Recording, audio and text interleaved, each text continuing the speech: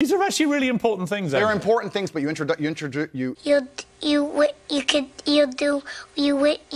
the fuck are you talking about? interrupt me every 5 seconds, so it's hard for me to actually explain my point.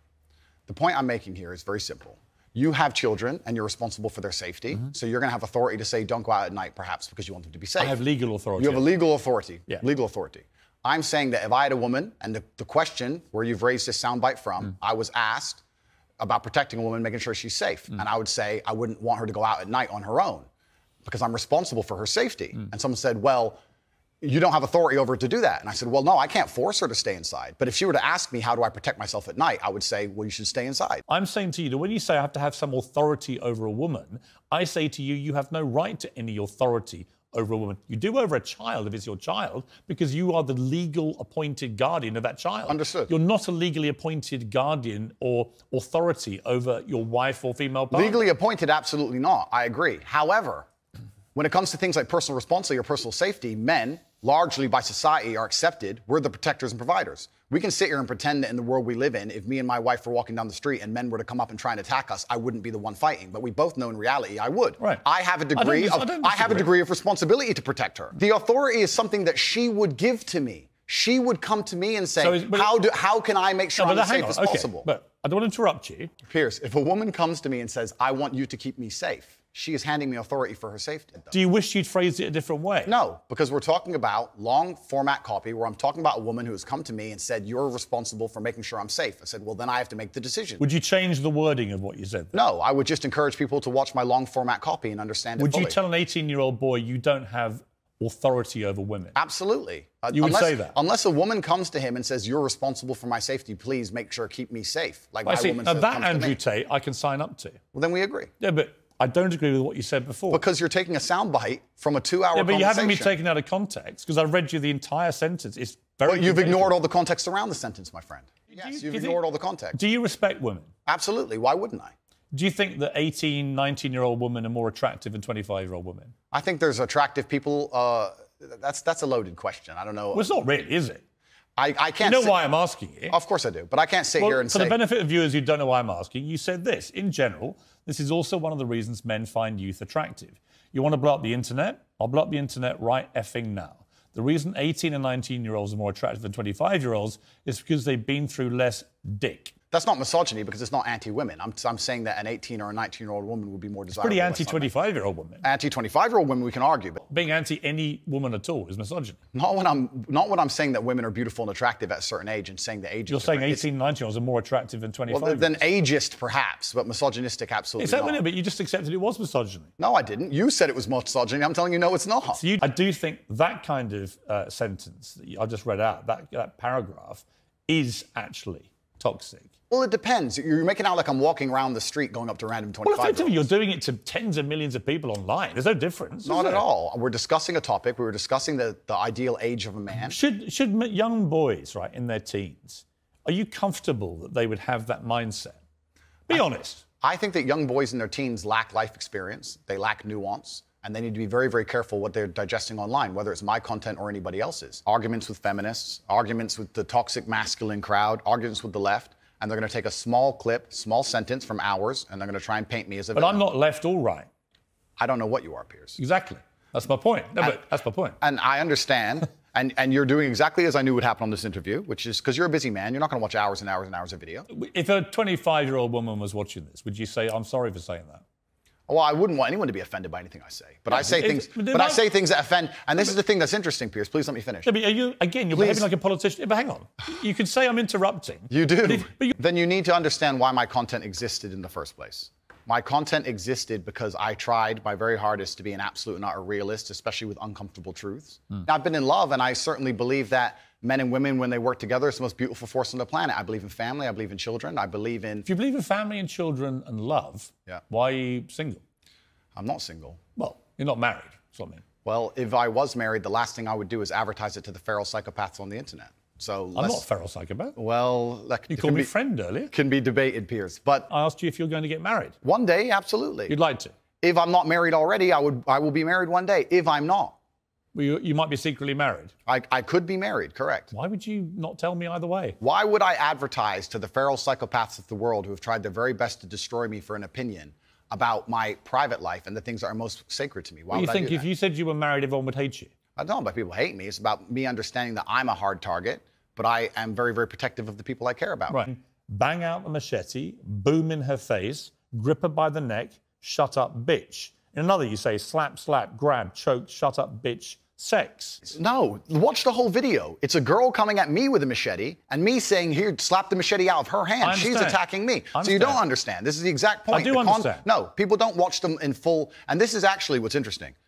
And please don't interrupt me on this point. Social media has changed in modern times. YouTube 5 years ago was 5, 6, 7, 8 minute long videos. Now we have TikTok, 10 seconds, 15 seconds, 20 seconds, YouTube shorts, Instagram stories. Now anything you produce that's long form is cut down to very, very short form. They're interested in clicks, they're interested in engagement. Of course. They find But the you most benefited from all they that. find the most controversial clips they can Andrew, on purpose. So you stand by all those things? I can't live in regret because I didn't know I was going to become the most famous man on the planet. That regret would be the wrong word. Is it inconvenient? Sure. But I can't sit here and say, I wish I knew 6 years ago I'd be the most famous man on the planet and monitored all of my speech forever. That's asinine. Negative impact of young, impressionable male minds when they've read or seen some of the more inflammatory things you've said. And they quoted, for example, Sandy, 22, from Washington. My father's gone from a man who minored in women's studies in college, who was kind and in touch with his emotions, treated all people, men and women around him, with kindness, to a man who says that whenever he sees an effeminate male stranger, he gets an overwhelming urge to murder them. He loves podcasts. He listens to a lot of podcasts. I know he's listened to Andrew Tate. Whoa, whoa, whoa. Let's stop for a second. Let's be professional here, Piers, because you're a professional, as am I. First, she said, did you say that my father went? She said, my father has gone. Her father. That's a full-grown man, firstly. So we're talking about my impact on children. You just talked about a full-grown man here. Secondly, I've never talked about murdering effeminate men in anything online ever, in any context ever. So I don't know why they have taken some random person I've never met in the world who's full-grown, an adult, and come to their own conclusions who I've never met and lumped his name in with mine.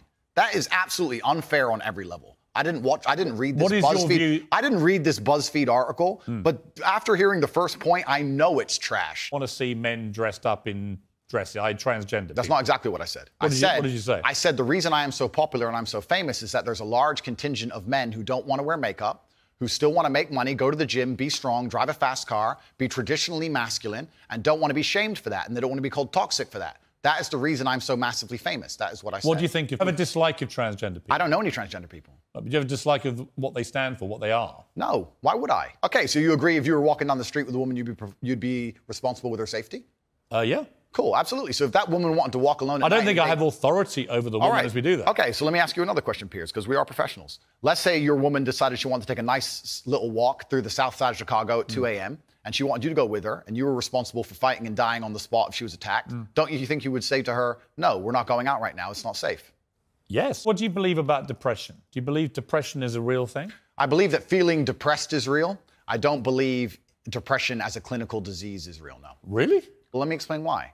If someone comes to me and says, I'm clinically depressed or I feel very, very sad, I would say the first thing you need to do is stop accepting the identity of a clinically depressed person. Stop accepting you have no control over this. And what you need to do is stop identifying that way, and let's work together to try and fight against it. Andrew, you're simply wrong. If that's what you believe, Piers. That's what I believe. I don't believe in things that take power away. There is not an eminent doctor in the world Piers, that would agree with you. Piers, do you think you know more than doctors? I can't become clinically depressed. Why do you know? Because I don't believe in it. I can't be haunted by a ghost if I don't believe in ghosts. The thousands of people who have emailed me saying, my doctor told me I was clinically depressed and it's a disease that I have got in my brain and I can't be fixed. And I started listening to you and I realized that that's not the case and I can fix my own life and you're the only person who has ever helped me. Oh, Andrew. Thousands of people have emailed me that exact email. email. I believe feeling depressed is real. I do not believe it's a disease that you catch from the sky and you cannot affect. I believe that no matter what happens, I believe you have control of your own mind and you can fight against it. I believe if you change your circumstances in your life, you may feel different. I'll give you a quick example. I had a guy who emailed me saying he was clinically depressed and he was going to kill himself. I obviously am not a psychiatrist, I'm not a doctor. I told him, because I replied to my emails. I said, have you been to a psychiatrist? He said, yes, I'm clinically depressed. I've been on these pills, this amount of time. I'm on antidepressants, it doesn't work. I said, I don't know what to say to you besides this. And he said he lost his girlfriend, that's why I became clinically depressed. I said, listen, go to the gym, get a six-pack first. Once you've got a six-pack, email me again. If you still feel like killing yourself, I don't know what else to say to you. But I'd say, strong body is a strong mind, go train. He went, he started sending me progress pictures, emailing me him getting in better shape, and eventually got a six-pack. He's now a professional bodybuilder.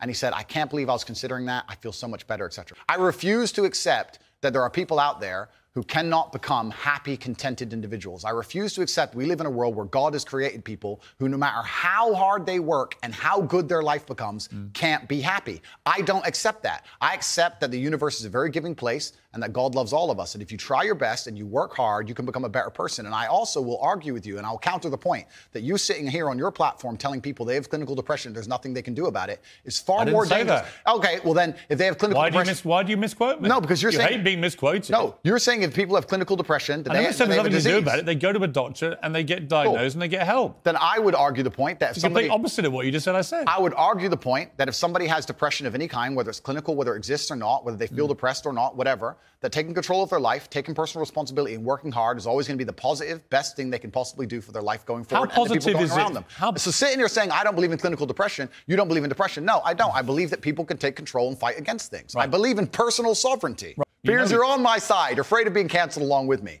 Let me talk to you about Alex. Let me talk to you about Alex Jones, right? Who I have a bit of history with. He tried to get me deported from the United States. Oh, did he? Yeah. What is your view of Alex Jones? I think that Alex Jones is a sovereign individual who, very much like the rabid left, deserves a chance to speak on his points of view. I think that the truth on issues is usually somewhere in the middle between two extremes. And So you think Sandy Hook was staged? I don't know anything about Sandy Hook. Really? You know he's just been sued by the families for millions and millions. I have no idea. You don't know anything about it? No. So why would you support someone in public when you know nothing about the most infamous When thing have I attached to supported him in public? You have supported him in public. I've been on his podcast. Yeah, but you said nice things about him. I say nice things about lots of people. What do you think of Alex Jones? I said nice things about you, Piers. That's fine. So you should. I'm a nice person. So to sit and say that I've been on a podcast and I say nice things about him But you means said I you support his right to speak about things like Sandy Hook. I don't know Sandy Hook. I don't know. And You know what it was? It was a mass shooting. Of school children. Okay, but to sit and he... It's actually, no, let's stop for a second. Please don't interrupt me. Here's why I know why you're good at your job. First, you interrupt people a lot, which is good. It's a good skill. Actually, and then there you go, prove me right. The other thing you do is you try and set these traps like now. So you're saying What's the trap you think I'm setting? You're saying that I agree with every single point of view a man has. I literally didn't say that. You're saying, well, you support Alex Jones. Why would you misquote me? Because you're saying you support Alex Jones and you said you've been on his podcast and he said this. I don't know what do you think of Alex Jones? I don't know everything he said. What do you think of him? I think on his podcast, he was cordial. I think he was professional on his podcast. I've also done podcasts with rabid leftists and people who openly hate me. Is it wrong? I do a podcast circuit. Okay. So, and I don't know everything he's ever said. When somebody like... And I don't know what you're trying to get me here because I did a podcast. If you let me get a word in edgeways, I'll tell you. It's a lame trick. I don't see why any of that has to do with me. It's very interesting. I've done the guy's podcast. I know him well. He was professional and courteous to me. When I meet somebody and they show me respect, I show them back. Respect. That's what I do, as I did with you. Adolf Hitler showed you respect. You'd respect him back. That's a stupid question, Piers. It's not. It's a logical extension of your argument. No, if in 1931 I was walking through Germany and a man come up to me and said, sorry for bumping into you, I'd say, sorry, no problem, mate. I'd show respect back. I don't know, what are you trying to say? That I sanction the Holocaust? You literally just... would like you to agree, perhaps we can agree on this point, that I'm not a feminist. I go on feminist podcasts. I do a podcast circuit. You're not a feminist? I don't know. What do you think a feminist is? Well, let's not change subject here, Piers. Stay on the subject. Hang on, you mentioned feminism. Completely, but you're trying to get away from the point because what you did is you're trying to say because I did a podcast, I sanction all of this person's views. And I'm saying I do 5 podcasts a week. I do 5 podcasts a week and I don't sanction 100% the views of any other person on the planet because I'm an individual and he has an individual views, as do you. So I don't know why you're trying to come at me with one of his views and pretend that's something to do with me. Because it's a pretty big view. No, but it's a lame trick, Piers, and you're better than this. So let's move on. Would you, it's lame, and let's move on. Putin had a podcast, would you go on it? Sure. You would? Great. Okay, then we know what you're talking about. If Vladimir Putin had a podcast, I'd go on it. If Joe Biden had a podcast, I'd go on it. If a feminist has a podcast, I'll go on it. If Piers Morgan has a podcast, I'll go on it. If Alex Jones, I don't see the point you're making. There's no point here. You're digging, but there's nothing to find. You're sitting here, Piers, saying that I'm on uncensored show. And in your intro, you said that it's important that we don't have echo chambers and we have varying... Correct. And that we have varying opinions. Correct. But then you're saying the people you don't like, you wouldn't go on their podcast. No. So you are a hypocrite. No, I will go on anybody's podcast and discuss any point. I don't think you understand what censorship means, do you? Like a lot of words we've had problems with today. You're just saying What do you think censorship means? No, but the point I'm trying to make here... Hang on. What do you think censorship means? Don't hide from the fact that you're saying you will only do podcasts with people you like. Okay. Extremists, to me, are all nuts, right? Then we agree. Yes. So, perfect. Good. Next subject. All right, here's my next subject. It was a very serious case here. Jesus. And before you move on, sorry, Piers, but before you move on, I do find it kind of disingenuous. And I know we're on a show, and I don't have a personal problem with you, but it is kind of disingenuous to try and sit here and lump me in with some school shooting. That's nothing to do with me. That's nothing to do with me. On any level. Oh. You trying to lump me in and attack me for a person whose podcast I do having a view is absolutely childish. Because I've done a bunch of podcasts with people. You would do a podcast. I've done a bunch of podcasts with people who are advocating for things that I do not agree with on every single level. In fact, most of my podcasts are me disagreeing with people. So it's completely crazy that you're trying to lump me in with that. That's cheap. That's cheap. You are completely misconstruing the point of what I'm saying. I think deliberately. No, what you're trying is a cheap trick. And I'm just making it clear to the audience. It's not a cheap trick. I'm just curious where your moral line is. It's a cheap trick. Where's your moral line? I disagree with the points of view with the majority of the people I do podcasts with. So it's a very cheap trick you're trying. If someone were to come and say to me in the future, there's something, heaven forbid, there's a skeleton in your closet, and someone were to come to me and say, you were on Piers Morgan's show, did you know he's X or he's done X? I would say that's absolutely nothing to do with me. Right. But I make the same point protecting you. I don't know what you do. I don't know your personal life. In my personal view, the most important and respectful thing a woman can do is become a mother. I think that having children is a beautiful thing. But obviously, if a woman wants to work and wants to have a career, especially now with paternity leave or maternity leave, and she can manage to do both, why wouldn't I want women to work? I don't know why anyone would ever assume I don't want women to work or think women can't work, because I said that I should keep them safe sometimes. Good. Should young men, though, all aspire to be like you? Should young men aspire to work very hard, have no criminal record, become multimillionaires, protect and provide for the women close to them, be sovereign so they can stand up and have their own points of view in face of cancellation, be able to not be mentally intimidated when they go on national TV and there's traps set up for them? Yeah, I believe that confident, strong men who stand up and protect and provide for women are a good thing for the world and a good force for the world. And I don't think that I put a magic spell on anybody. I think there's a whole bunch of men in the world who understands my value. And if men grow up to be like me, you're gonna have a whole bunch of people with no criminal record, dedicated athletes, who protect and provide for the people close to them, are fantastic for the economy. And I'm certainly not the worst influence out here, Piers. You have Lil Nas twerking on the devil on music videos, which our children are digesting. You have drill artists singing about stabbing people to death in the middle of a knife crime epidemic. You have rabid psychopaths on whether the right or the left announcing violence on the other side. You have all these insanities in the world. And because I sit here and say, yeah, perhaps, now you've laid it out and it offended you, I understand. I didn't say it offended me. Okay, cool. I just read you the things. You read things that you said they could be offensive and some people are offended. Well, some people definitely were offended. Absolutely. That's fine. And honestly, I think some of the things you said were genuinely offensive and misogynist. Okay, so they offended you. Like I said earlier. So they offended you, which is fine. I said they offended you, you interrupted me, and now you're saying they offended you, which is fine. But the point I'm trying to make is this. I'm not the devil. There are certainly worse people than me. And I don't disagree and they exist. With that. And I'm saying that my core tenets for the people who don't understand me are self-accountability, so I'm accountable for everything I've ever said. My core tenets are responsibility, so I'm responsible for everything I've said. My core tenets are traditional masculinity to a degree, which involves protecting and providing for women. The number of women who have stood up and stuck up for me is ignored. Thousands of women are making videos saying, I've met Andrew Tate, he's such a nice guy. I wish I had a man like Andrew Tate who felt responsible to protect and provide for me.